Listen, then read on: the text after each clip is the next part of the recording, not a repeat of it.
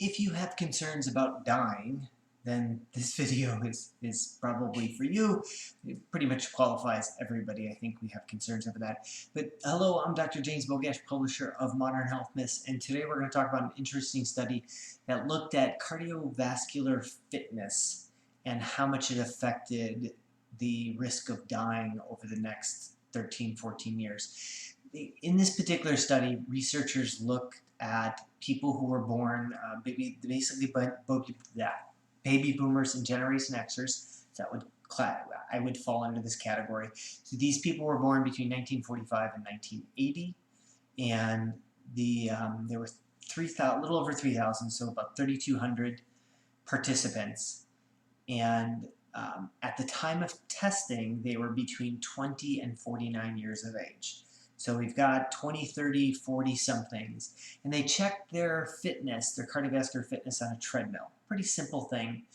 And they then determined whether somebody had low, high, or low, medium, or high cardiovascular fitness. And they followed them for almost 14 years. Average time was about 13.8 years of follow-up. And they looked at the people that had died and how much their cardiovascular fitness had a risk or increased the risk of dying.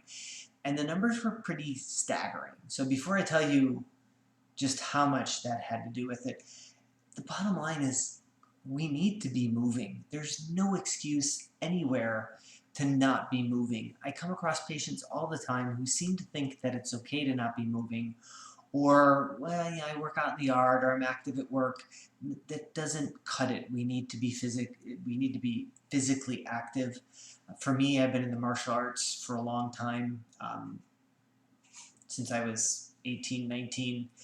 Still work out at home when I'm not training in the gym.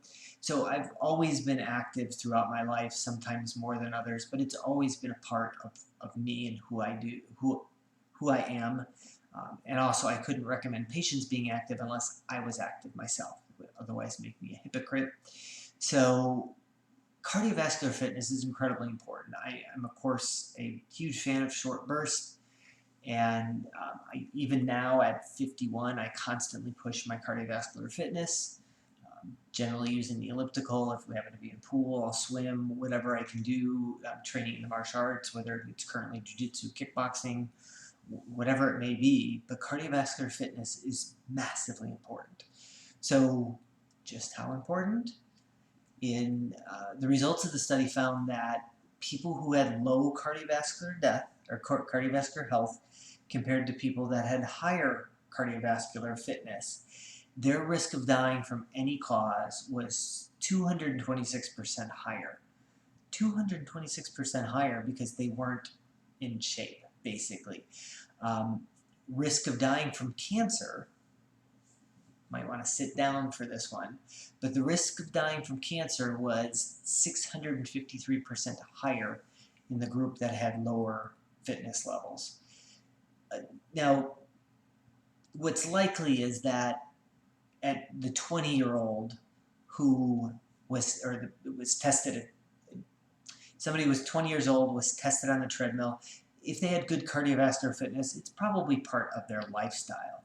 So I doubt that that single window of time is really what led to these lower risks. It's overall paying attention to cardiovascular fitness that led to these massively lower risk of dying from anything, and especially massively lower risk of dying from cancer. So if you'd like to live longer and healthier, then exercise absolutely has to be a part of the plan. There's no excuses, especially when it comes to times like the pandemic and increasing our immune function, our ability to fight off viruses. Physical activity plays a massive role in how that plays out for you. As always, I will post a link to this particular study in the comment section. And make sure you like this video, share it with somebody who you think needs the information, and subscribe to the channel.